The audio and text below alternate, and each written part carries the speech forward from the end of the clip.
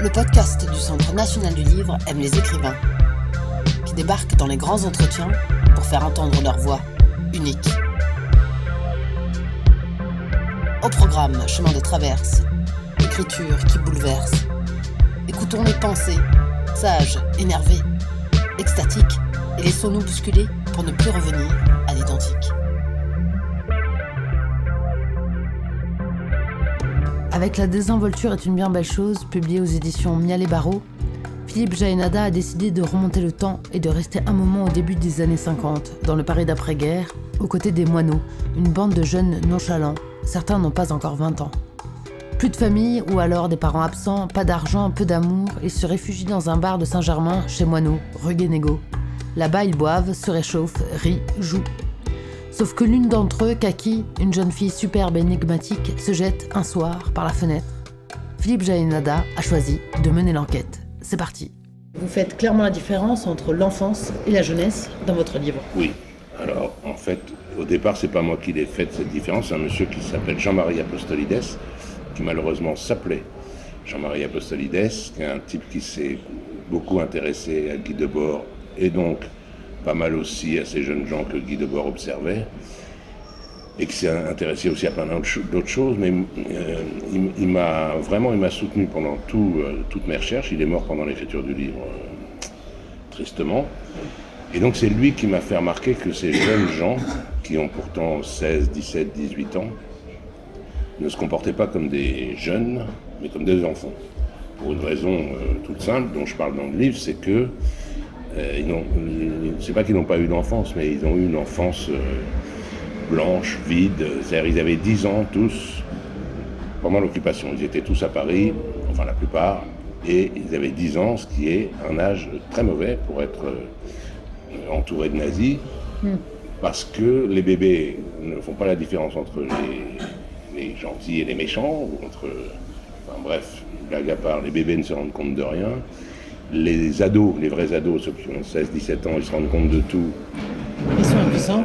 Et à 16-17 ans, si on peut, il y a plein de résistants qui ont commencé à 15 ans. On peut être résistant, on peut être collabo, on peut... Non, mais à l'âge de 10 ans.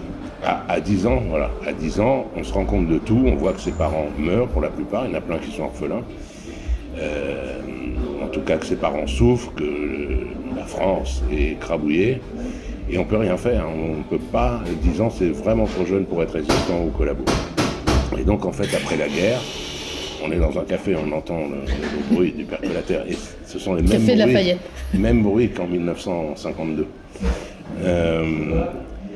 Je pense, c'est ce que me disait donc Jean-Marie Apostolides, qu'ils ont voulu avoir ce qu'ils n'ont pas eu, c'est-à-dire cette période très particulière, qui n'est pas adolescent, qui n'est pas petit enfant, qui est une période dont on ne parle pas énormément, entre 7-8, il paraît que c'est l'âge de raison, c'est l'âge où on devient intelligent, et 12-13, c'est l'âge où on redevient con puisqu'on est ado. Il y a quelques années très importantes, et donc ils ont voulu recréer ça dans ce bistrot, je pense, sans faire de la psychologie de comptoir, puisqu'on est dans un bar.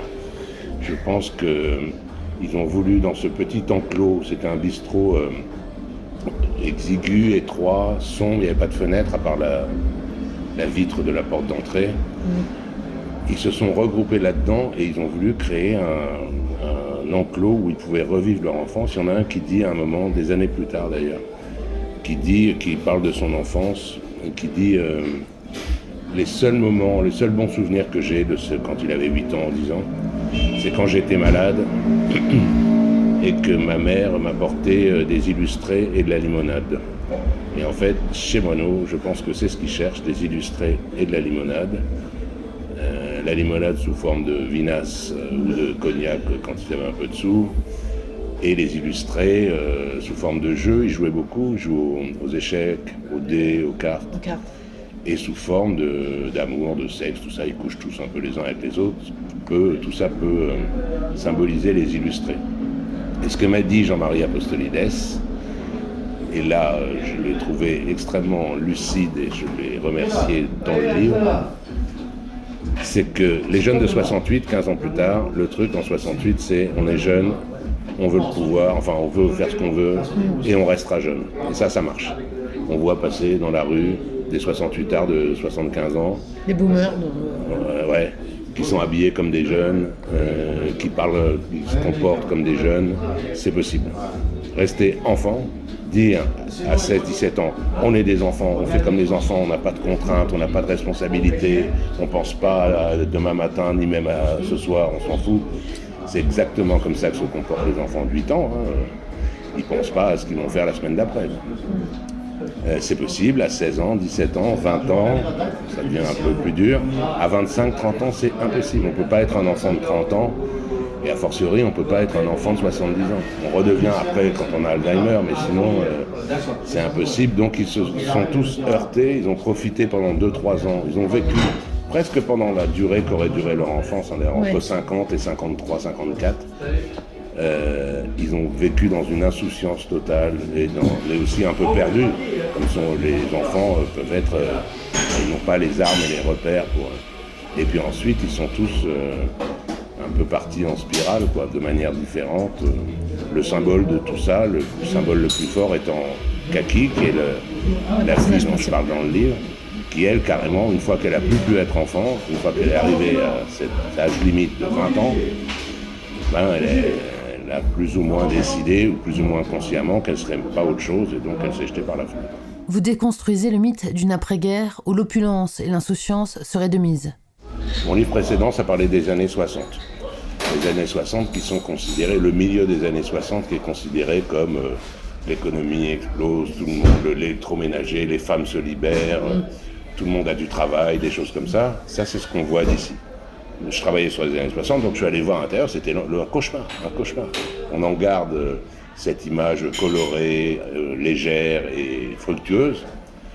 Comme l'après-guerre, on garde les images de la libération, tout le monde est content, Paris est en fête, etc. Je pense que c'est utile pour ensuite pouvoir se dire, ou que d'autres se disent, c'était mieux avant. Je pense qu'on garde juste une image comme ça, une photo.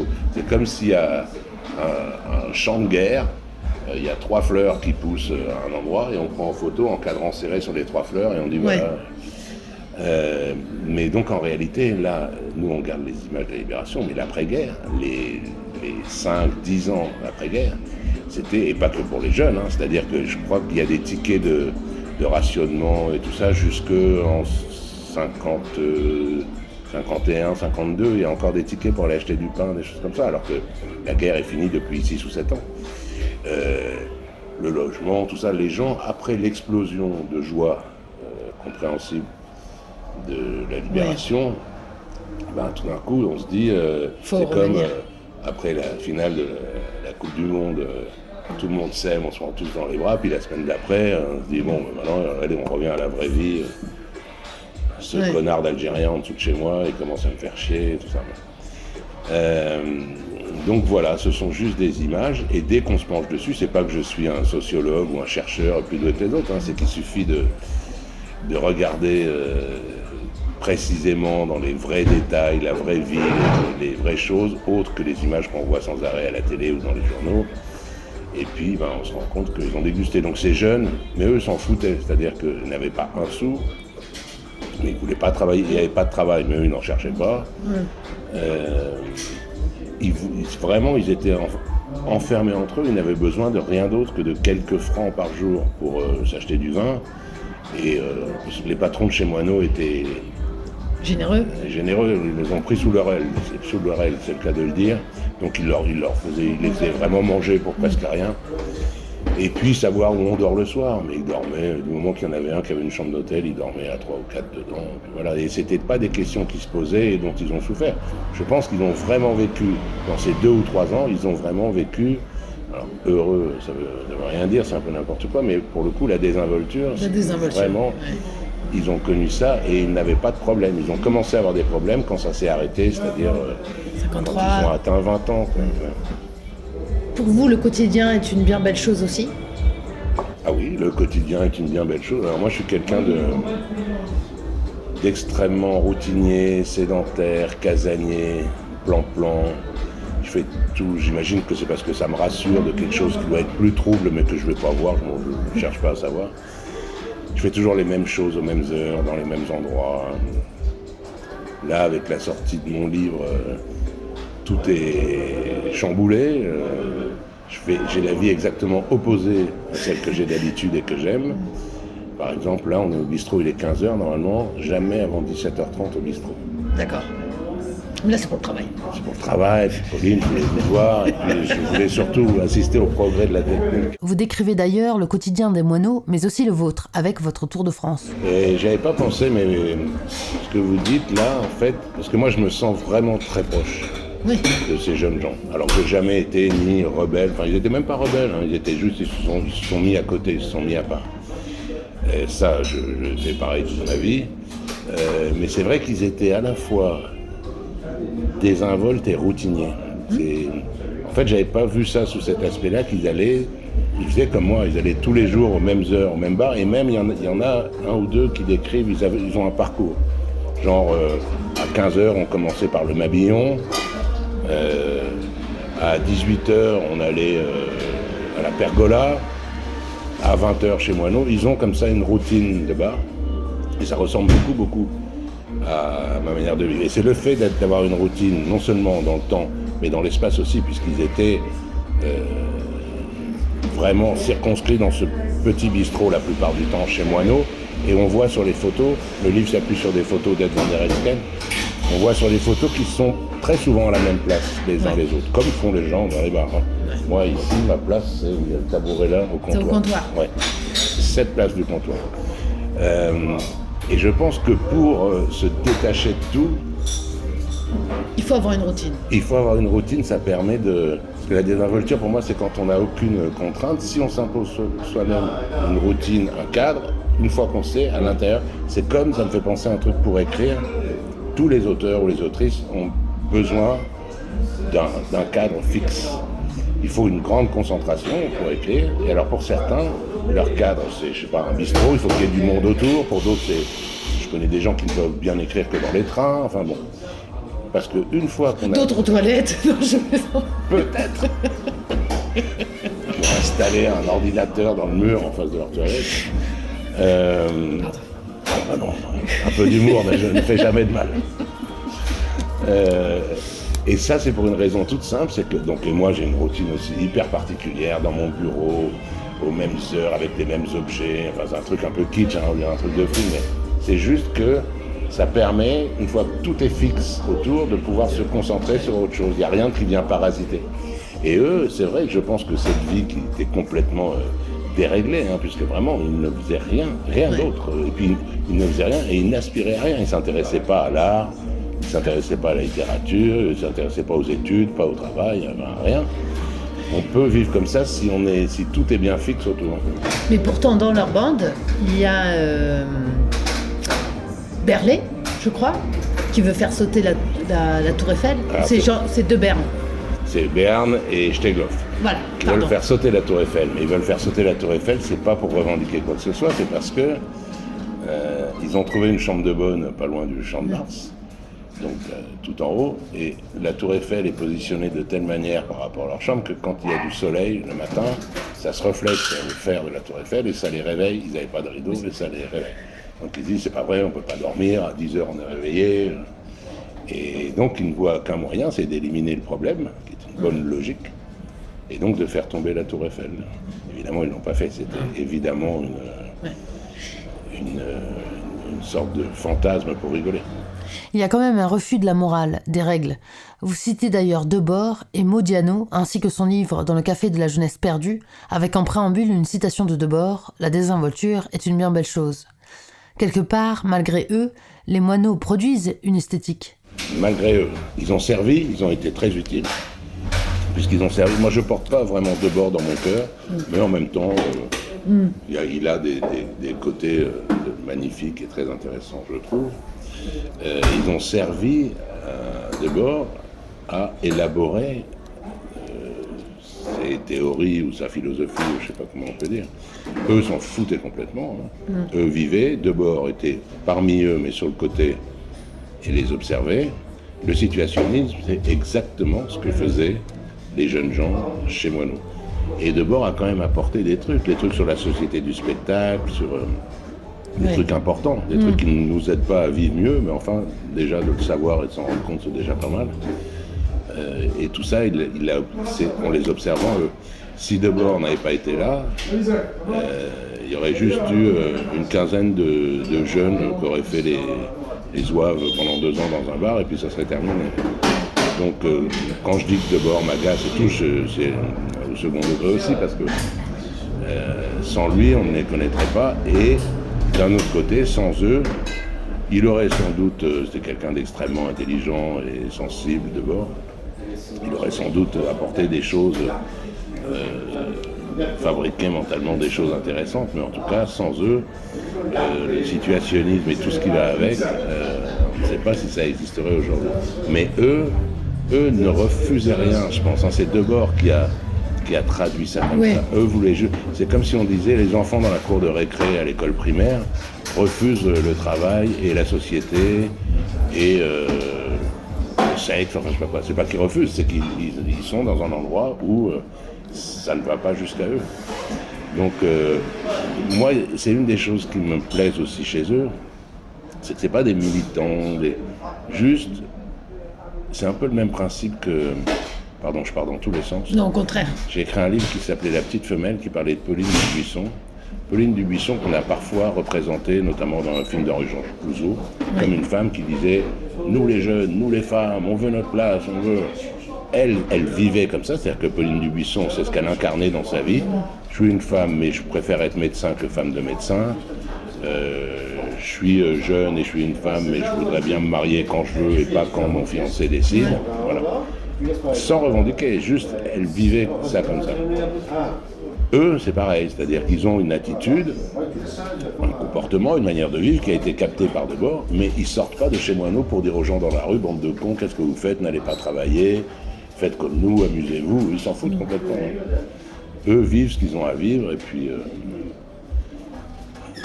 ils ne demandent rien à personne.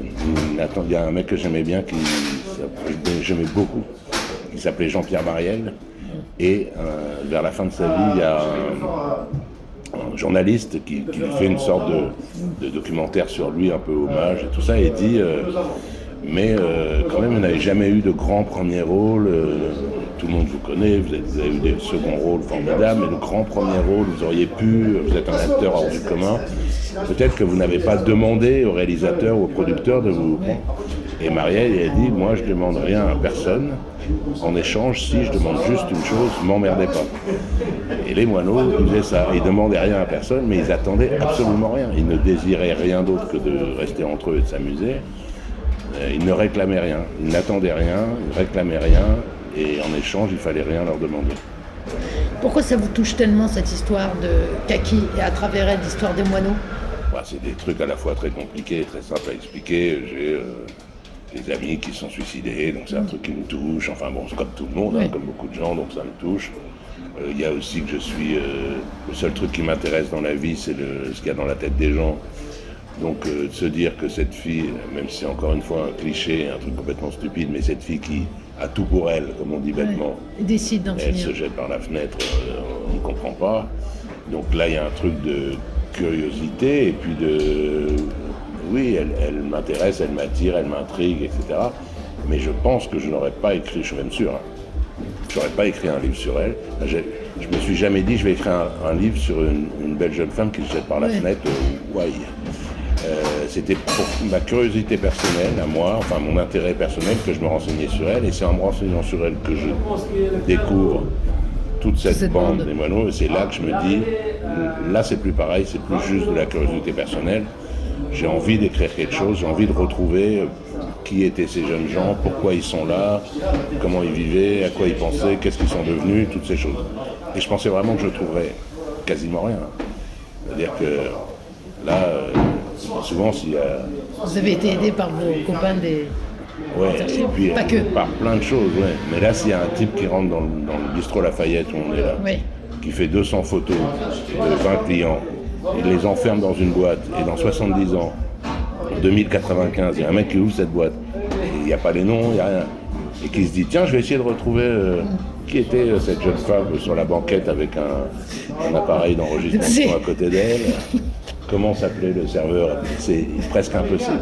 Donc je croyais que j'allais... Et donc c'est grâce aux archives, mais aussi, je suis obligé de dire, grâce à Debord, parce que les adorateurs de Debord, les disciples de Debord, sachant qu'il avait été dans le bistrot, ont maintenu le fil entre ce bistrot et aujourd'hui pendant 70 ans de manière discrète et cachée enfin pas cachée mais à l'écart dans les milieux intello, culturaux, machin. Mais quand même ils ont permis de... J'ai pu retrouver certains qui se sont intéressés. Les éditions Alia par exemple sont beaucoup intéressées à ces jeunes gens. Donc ils ont publié l'autobiographie de l'un d'eux il y a 20 ans, enfin des choses comme ça entre eux. Grâce à Ed van der Elsken, le photographe, c'était les premières photos qu'il faisait. Il est devenu, en tout cas dans le milieu de la photographie, extrêmement reconnu, admiré. Oui, il a inspiré beaucoup de grands photographes et tout ça. Donc voilà, c'est grâce à ça. Et puis, au bout du compte, aussi grâce aux archives où... c'est ahurissant les archives françaises, je ne sais pas dans les autres pays, mais en France, l'administration peut être très lourde et très chiante, mais elle aussi elle fait des miracles. Hein. C'est-à-dire que là par exemple, déjà j'ai été par exemple surpris, cette jeune femme qui se jette par la fenêtre, c'est un suicide, il n'y a rien, il n'y a pas de procès, il n'y a pas d'enquête. 70 ans plus tard, il y a le dossier ils ont vérifié, quand on pense au nombre de gens qui sont jetés par la fenêtre à Paris depuis 1950, et de se dire qu'il y a un dossier sur chacun d'eux quelque part dans un souterrain ici, et donc même encore pire, il y a un des jeunes, disons Jean-Michel, un des jeunes du bar, Jean-Michel Mention, le 13 novembre 1951, il a trop picolé, il sort du bar à 3h du mat, il pisse contre l'immeuble d'à côté. Il y a un gardien de la paix qui passe, qui dit « Eh là, dis donc toi, qu'est-ce que tu fais ? Rentre chez tes parents. » Il lui fait un PV. Le jeune mention habitant, fils de amende pour ivresse sur la voie publique, 30 francs. Ce bout de papier, il est conservé encore aujourd'hui. C'est prodigieux, quoi. Enfin, et donc, le plus dur, c'est de les retrouver. Évidemment, c'est ni numérisé, ni classé, ni rien.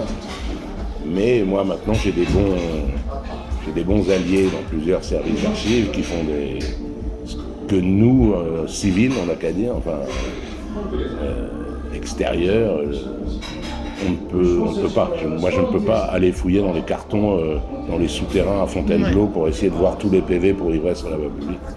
Donc voilà, et petit à petit, fil à fil, morceau par morceau, j'ai retrouvé plein de choses, pas tout évidemment, mais je pensais faire un livre de 100 pages et j'ai fait un livre de 500 pages. Il y a l'enquête chez vous et il y a l'alcool dans la nuit. L'enquête de votre personnalité en quelque sorte. De votre personnalité. Vous cherchez l'alcool dans la nuit. Pouvez-vous nous raconter mais en tout cas, ce truc d'archives et tout ça, c'est il y a 10 ans. Mais l'enquête, le principe de l'enquête. L'enquête, oui, j'adore ça comme tout le monde, je suis curieux. Là, j'ai développé un truc où maintenant, une moitié, presque pas une moitié, on va dire un tiers de mon plaisir d'écrire, de mon envie d'écrire, c'est juste l'envie et le plaisir d'aller fouiller dans les vieux trucs et d'essayer de comprendre les choses. Et il y a aussi un côté enfantin. Hein. Ouais. Quand j'étais petit, je lisais les livres où le détective machin, le club des 5 ou je sais pas quoi, où ils doivent résoudre un truc. Dans Pif, je lisais l'inspecteur Ludo qui arrêtait les voleurs en 10 cases. Donc c'est assez enfantin ce truc c'est un jeu aussi comme eux quand ils jouaient chez Moineau. Oui, c'est quelque chose qui me passionne. Et le seul truc c'est qu'il faut et je me le dis tous les jours, il faut rester humble et bien conscient qu'on ne résout rien. C'est-à-dire que là je mets 500 pages pour essayer de comprendre pourquoi Kaki s'est jeté par la fenêtre. Il faut que j'évite de me faire croire à moi-même, et alors encore plus de faire croire au lecteur, que j'ai compris. Ouais. On peut tout savoir sur quelqu'un, dans la vraie vie, hein, pas en littérature. On peut connaître quelqu'un par cœur. Moi, ma meilleure amie de jeunesse est pendue à 30 ans. Je peux faire toutes les études que je veux, passer le reste de ma vie à essayer de comprendre, je ne comprendrai pas. J'aurai des hypothèses, j'approcherai du truc, et donc encore moins quelqu'un que j'ai jamais rencontré comme Kaki. Pareil pour les trucs dans la Serpe, j'essaye de savoir qui a tué 3 membres d'une même famille. Au bout de 800 pages, je dis j'ai trouvé le coupable, mais il faut que je me calme. Non, je suis pas un infaillible Colombo spatio-temporel, quoi. Donc, mais le principe, c'est le plaisir de chercher et d'avoir l'impression de trouver. Comme un peu on dit, je sais pas si c'est vrai ou pas parce que je voyage pas, comme on dit, l'intérêt du voyage c'est pas le but, c'est le trajet, quoi. Ouais. Bon, quand on cherche, l'intérêt c'est le plaisir, la passion d'essayer de trouver, et il faut ne pas oublier qu'on trouvera jamais, qu'on saura jamais vraiment. Ouais. Je suis philosophe. Très. L'alcool la nuit, ça vous évoque quoi? Alors l'alcool la nuit, ça m'évoque le passé, parce que maintenant je ne picole plus la nuit. Enfin, vous parliez de moi, l'alcool la nuit pour moi? Je n'ai jamais picolé la nuit, je déteste l'alcool. Le mec s'est trahi alors qu'on lui avait rien demandé. Non, l'alcool la nuit, dans vos romans et dans la vie. Ouais. Les deux. Les deux ensemble ou les deux ensemble? Les deux qui se côtoient. Oui, enfin pour moi, Parce que... ils sont pas spécialement liés. Enfin, si vous me disiez l'alcool le jour, ça me ferait pareil. Enfin, oui. Moi, enfin, en tout cas, bon, sans plaisanter sérieusement, j'adore picoler, enfin boire du whisky, j'adore le whisky, mais je ne bois plus du tout de la même façon depuis 10 ou 12 ans, quoi, depuis que je suis un peu vioque, qu'avant. Avant, justement, je picolais la nuit, je buvais beaucoup et tout ça. Maintenant, juste, je n'ai plus de vie nocturne, hein, j'ai une vie très paisible. Donc j'aime bien le soir boire du whisky, mais à 9h moins le quart, je suis à la maison, Oui. et devant la télé, devant Koh-Lanta, c'est ce soir. En mangeant avec mon étincelante épouse. Donc, mais le plaisir n'a pas changé du tout. C'est-à-dire qu'avant j'écrivais la nuit aussi, par exemple. Et l'alcool, c'est vraiment un bon point de départ. Hein. C'est caractéristique de tout ça parce que moi, si j'ai bu une goutte d'alcool, je peux rien écrire. Mais vraiment, je peux boire 5 whisky et être complètement normal en apparence et pas être sous à faire. Si je bois une gorgée de whisky, je n'arrive plus à écrire. C'est-à-dire que c'est comme si je n'étais pas moi-même et comme si je ne pouvais plus me concentrer. C'est ce qu'on disait tout à l'heure sur la concentration. D'autres, Bukowski et plein d'autres, des gens que je connais, ont besoin, parce que ça fait peur d'écrire, ont besoin de s'envoyer 1 ou 2 verres de je sais pas quoi, et Bukowski sans arrêt, juste par peur, je pense. Chacun son truc. Il y a des gens qui... Moi j'ai écrit la nuit, puisque vous parliez d'alcool et de nuit, moi j'ai écrit la nuit pendant 20 ans, et maintenant je ne peux écrire que le jour, parce que je n'arrive plus à dormir dans la journée, il faut que je me couche quand même pas trop tard. Il y a des gens qui se lèvent à Amélie Nothomb, elle se lève à 4h du matin pour écrire. Donc il n'y a aucune... Pour moi, l'alcool, la nuit, le sport, je suis sûr qu'il y a des écrivains sportifs. Le truc, c'est qu'on se met, écrivains ou les autres artistes, on est, attention, là je vais rentrer dans le tunnel des clichés, des poncifs et des portes ouvertes, on est dans soit une sorte de peur, soit de fragilité, à cause de sensibilité, de je sais pas quoi, on a besoin de quelque chose. Je connais aucun écrivain, ou alors des très mauvais, qui n'a pas besoin d'une aide quelconque, que ce soit l'alcool, que ce soit la solitude. Il y a des écrivains qui se mettent à courir, ils courent pendant 1 heure avant de se mettre à écrire, quoi, pour se vider d'un truc, je sais pas quoi. Donc voilà, mais pour moi, que ce soit l'alcool, la nuit, le jour, le sport, l'isolement, tout ce qu'on veut, tout se mélange. Enfin, je pense que ça serait si l'alcool était l'espèce de remède pour écrire et bien écrire. Il y aurait des tas de génies là autour de nous. Quant à la nuit, encore une fois, je pense que c'est juste Moi j'écrivais la nuit, pas parce que j'aime la nuit, c'est parce que la nuit on se rend pas compte du temps qui passe. Donc on n'est pas stressé, se dire ça y est, c'est déjà, j'entends la sortie d'école et j'ai écrit qu'une demi-page, voilà. Il n'y a pas de bruit, il n'y a pas d'intervention extérieure. On peut avoir l'impression qu'on est isolé du monde et du temps, quoi. Et puis maintenant, avec l'âge et puis l'entraînement du métier, j'arrive à me sentir comme ça dans la journée. Mais voilà, c'est juste une aide, c'est juste un accessoire. C'est pas, je pense pas. Pour la vie, c'est autre chose. Mais les moineaux, justement, ont bien... Ils ont eu le choix, les moineaux, quand ça s'est terminé. On va parler que de l'alcool, parce qu'eux, ils vivaient la nuit et le jour. Ouais. On va parler que de l'alcool. Mais l'alcool, ils en boivent. Ils ont eu le choix. Ils en boivent beaucoup. Ils sont tout le temps bourrés. Tous. Ils ont eu le choix, quand ça s'est terminé, à 20 ans, soit... c'est pas compliqué. expliqué, soit je continue à picoler dans ma vie, après, soit j'arrête. Ceux qui ont continué, ils ont explosé physiquement, quoi. On ne peut pas voir comme ça. Et donc ils sont morts très jeunes. La plupart des moineaux sont morts très jeunes à cause de trucs sans doute consécutifs à l'alcool. Et ceux qui ont arrêté, ils ont sombré dans la déprime, Donc de toute façon, eux, ils étaient foutus d'avance. C'est-à-dire que bon, il y en a qui ont eu des vies longues. Il y a par exemple, je suis en contact par mail avec la fille de l'un de ces moineaux, qui était le plus flamboyant à l'époque, Fred. Ouais. Qui était à la fois le plus flamboyant à l'époque, et puis il y a un reportage sur lui sur le RTF qu'on peut trouver sur YouTube, où c'est 10 ans après, c'est très triste. Il dit qu'ils sont tous partis, et lui il est là, c'était le plus séducteur de tous. Maintenant il a tellement picolé, il est bouffi, il est seul, enfin il y a une fille à côté de lui, mais bon. Bref, mais lui il a quand même réussi sa vie. C'est-à-dire que il est mort, il a eu une vie, il est mort pas très vieux, peut-être 65, un truc comme ça, mais bon. Il a eu des enfants, ses enfants ont fait des trucs. C'est le père de Hanomel qui est Hanomel, c'est la communicante, ou je sais pas comment on dit, qui a défendu des SK, enfin c'est vraiment quelqu'un de très important et de très efficace et une femme bien, je pense. Bon bref, tout ça pour dire, il a pas raté sa vie, mais sa fille me dit, il est quand même resté. On est bon. Il est quand même resté comme un enfant. C'est-à-dire qu'il jouait, il n'a jamais réussi à travailler. Il a eu la chance de rencontrer une femme qui est psychanalyste, qui gagnait de l'argent et qui donc vécu avec elle. Mais il est resté comme un petit garçon perdu, un peu perdu, un peu timide et qui picolait parce que ça aide à lutter contre la timidité jusqu'à 65 ans. Mais enfin quand même, on ne peut pas dire que ce type a bousillé sa vie ou a raté sa vie. Mais sinon, la plupart, voilà, quand on a le choix, soit on arrête, soit on continue et qu'on sait que ni l'un ni l'autre ne va être agréable et utile, on est un peu coincé. Eux, ça a été un drame, exactement le même genre de drame que les gens, c'est pas mon cas, qui regrettent leur enfant.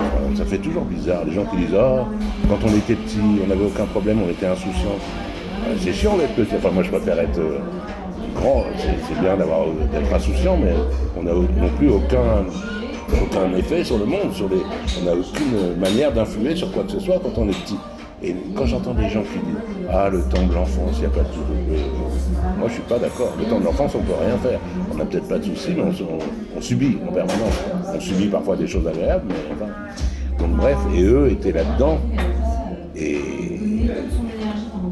l'alcool leur servait juste à ne pas se rendre compte de ça. Et donc pour eux, ça a été un drame d'arrêter ça. Et tous, même Fred, même ceux qui...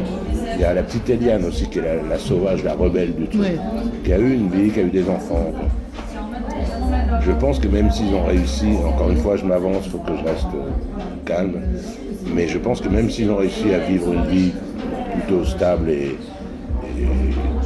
pas heureuse, mais bon, agréable, on n'a qu'à dire, ils ont tous regretté cette période. Tous, comme certains regrettent l'enfance. Voilà. Comme un paradis perdu. Comme un paradis perdu, exactement. Et alors que ni vous, Pauline, ni moi, Philippe, on voit les années, quand on avait 17 ans, qu'on faisait n'importe quoi dans les bars, comme un paradis perdu. Enfin, moi, je vois pas ça comme un paradis perdu. Je me dis, oh, c'est bien, j'ai vécu ça, je me suis amusé, je me suis machin. Mais je dis pas, si seulement je pouvais revenir à cette époque, et c'est pas un paradis perdu. C'est un bon souvenir. C'est pas pareil. Vous pensez qu'il y avait de l'amour chez les moineaux ? Ah, je ne sais pas que je pense, je suis sûr, mais il y avait le même genre d'amour qu'il y a dans les cours de récré. C'est-à-dire qu'il n'y a pas eu d'histoire d'amour qui a tout emporté, mais évidemment, ils s'aimaient. Donc, il y avait en tout cas déjà de l'amour physique, parce qu'ils couchaient tous un peu les uns avec les autres. Kaki, elle a couché avec à peu près tous les garçons du truc, et c'était pas la seule. Donc physique, et pas seulement physique, parce que c'est aussi de l'amour, bon, c'est comme des bandes de copains ados, quoi. C'est plutôt de l'amitié, des sentiments, ils s'aimaient, on peut dire, voilà.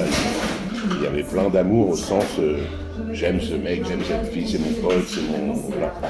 Mais il n'y a eu aucune histoire qui a duré, même celle il y a Eliane et Jean-Michel qui ont eu un enfant, mais ça ne les a pas retenus ensemble, quoi. Chacun a fait sa vie après de l'autre côté. Donc voilà, il y avait de l'amour comme il y a de l'amour entre les enfants. C'est comme tout le reste, rien n'était sérieux, rien n'était durable, rien n'était profond et important.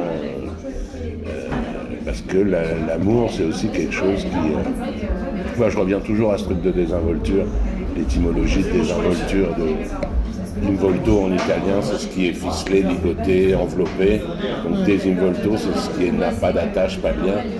Et l'amour, même l'amour heureux, le bon amour, l'amour merveilleux, ce sont des liens et c'est une attache quand même.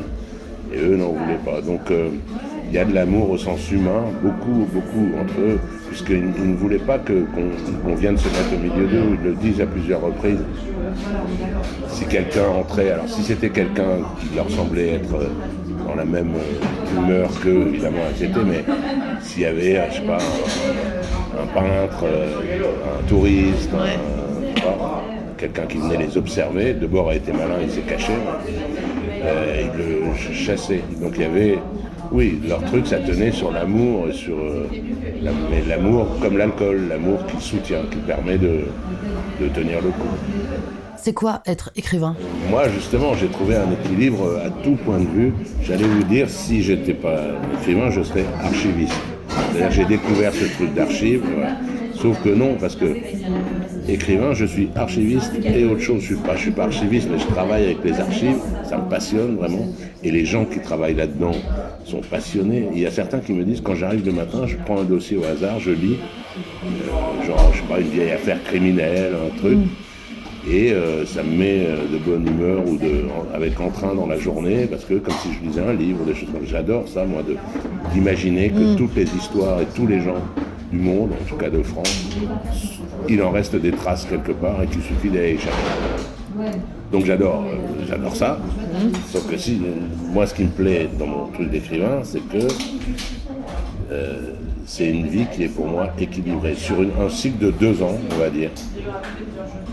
Sur un cycle de 2 ans, déjà pendant 1 an et 9 mois, je ne vois personne, je ne bouge pas d'ici, du quartier, de chez moi ou du bar, je ne parle pas, à part ma femme, pendant 1 an et 9 mois. Pendant 3 mois, quand le livre sort, je fais exactement l'inverse. Je vais partout en France, j'arrête pas de jacasser sans arrêt, je parle comme une vieille poule qui a perdu la tête. C'est l'inverse. Donc ça fait déjà un équilibre. C'est-à-dire que peut-être que si je passais toute ma vie entière enfermé tout seul avec ma femme, sans rien faire, sans parler, sans sortir, ça finirait par me peser. Là, tous les 2 ans, j'ai 3 mois de... Et même sur ces 1 an et 9 mois de travail, j'ai la moitié qui est de la pure recherche dans les archives. Comme si j'étais pas écrivain. Vraiment, quand je fais ça, je me dis pas je suis écrivain et je cherche à écrire un livre. Je me dis, il faut que je réunisse le plus de documentation possible, comme si j'étais chercheur. Et tout d'un coup, ça s'arrête. J'oublie toutes les recherches, j'ai toute ma matière première, tout le fichier que j'ai réussi à construire et tout ce que j'ai trouvé. Et là, je fais comme si c'était inventé, comme si j'avais un scénariste qui m'avait apporté ça, en me disant, tiens, voilà, essaye de m'écrire une histoire avec ça.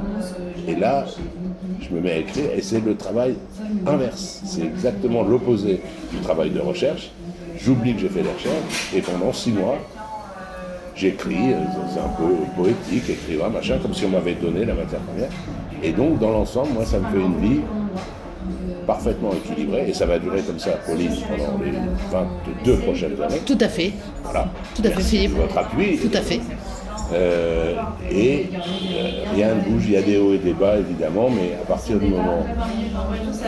Qu'est-ce que je pourrais trouver comme image débile ? J'ai un beau bateau, il est beau, il est bon, il est solide, il me plaît, il est confortable. Je suis sur la mer. Il y a des jours où il n'y a pas de vent, il y a des jours où il y a des vagues et tout, mais au moins, j'ai mon bateau que j'aime et qui a tout pour être un bon bateau et qui me plaît. Donc voilà, je suis content quand il n'y a pas de vent, ça me permet de me reposer, de dormir un peu, et quand il y a des vagues, ça fait un peu d'action. Alors, voilà. La désinvolture est une bien belle chose figure dans la dernière sélection de l'Académie Goncourt. Philippe Jaénada a écrit une dizaine de romans, parmi eux, aux éditions Julliard.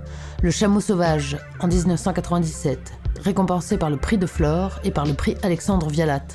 Sulac, chez Julliard, toujours en 2013. Et La Petite Femelle en 2015. Aux éditions Mial et Barreau, La Serpe, prix féminin en 2017. Au Printemps des monstres en 2021. Sans preuve et sans aveu en 2022. Et enfin, La désinvolture est une bien belle chose en 2024.